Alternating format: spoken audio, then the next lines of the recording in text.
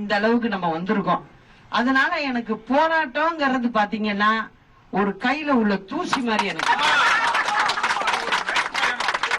இது மாதிரி நாங்க 1000 பன்னீர்செல்வத்தை பார்த்துட்டு தான் இங்க வந்திருக்கோம். அதனால இத பத்தி எல்லாம் நான் கவலையே படல. நேற்று ஒரு பேட்டி எடுத்தாங்க, அவங்க கேட்டாங்க என்கிட்ட, இந்த மாதிரி நடக்குது, நீங்க ஒரு பெண்ணாச்சே, உங்களுக்கு ஒரு பய உணர்ச்சி இல்லையான்னாங்க. நான் பய உணர்ச்சிய பார்த்தா இந்த அளவுக்கே வந்திருக்க முடியாதுங்க. நாங்க 33 வருஷமா 2 பொம்பளைங்க சேர்ந்து நாங்க பண்ணோங்க. அதனால நீங்க அதை பத்தி கவலையப்படாதீங்க. நாங்க எப்படி செய்வோம்னு எனக்கு தெரியும். சீப்ப மறைச்சிட்டா கல்யாணம் நின்னுடாதுங்க.